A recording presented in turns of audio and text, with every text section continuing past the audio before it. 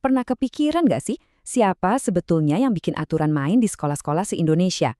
Nah, baru-baru ini pemerintah ngeluarin buku pedoman baru yang bakal mengubah cara sekolah kita beroperasi.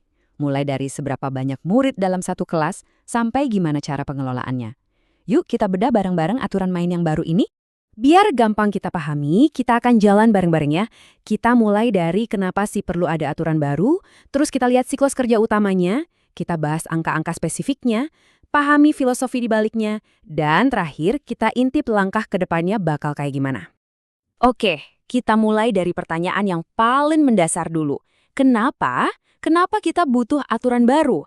Emangnya aturan yang lama udah nggak relevan lagi sampai harus dirombak total? Intinya sih begini, pemerintah pengen ngasih sekolah-sekolah kita kerangka kerja yang lebih modern, yang lebih pas sama zaman sekarang. Aturan yang lama dianggap udah nggak cukup lagi buat menjawab tantangan pendidikan masa kini. Jadi, pembaruan ini diharapkan bisa bikin sekolah lebih lincah dan efektif.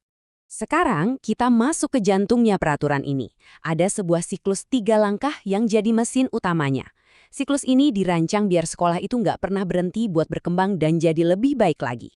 Coba deh bayangin siklus ini kayak rutinitas seorang atlet. Pertama, mereka merencanakan program latihan. Habis itu, mereka melaksanakan latihannya setiap hari. Dan yang terakhir, mereka mengawasi kemajuannya buat lihat apa yang perlu diperbaiki. Nah, inilah fondasi kerja setiap sekolah menurut pasal 3.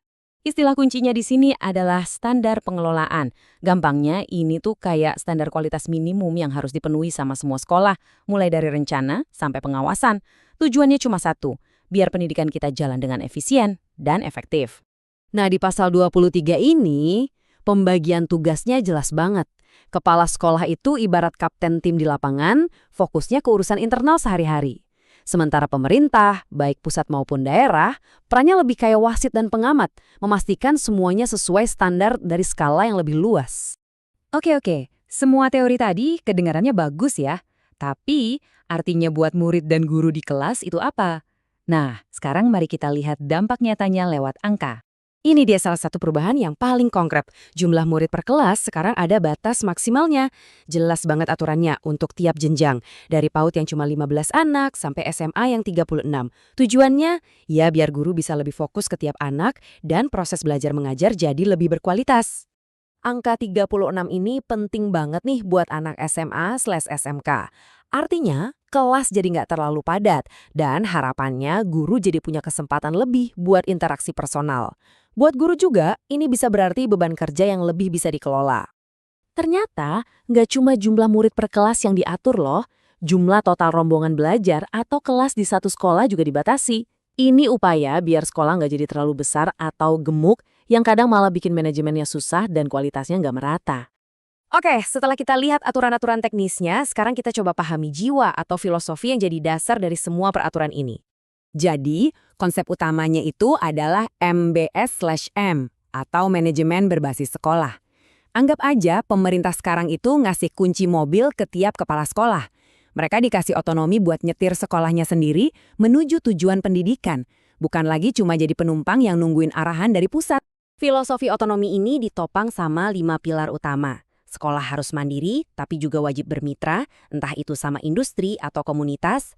Partisipasi dari masyarakat juga didorong, lalu pengelolaannya harus transparan, dan yang paling penting, sekolah harus bisa mempertanggungjawabkan hasilnya ke semua pihak. Nah, kita sampai di bagian akhir. Terus, gimana semua ini bakal dijalankan? Mari kita lihat jadwal transisinya, dan apa sih tujuan akhir yang sebetulnya mau dicapai. Pemerintah ngasih tenggat waktu yang jelas, 3 tahun.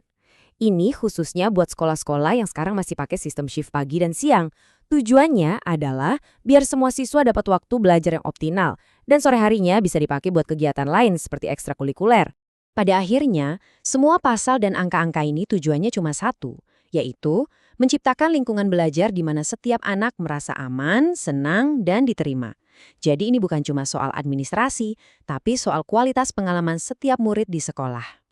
Jadi pertanyaan besarnya sekarang adalah, apakah cetak biru baru ini akan benar-benar membangun sekolah yang lebih baik, atau malah cuma nambah-nambahin tumpukan birokrasi baru?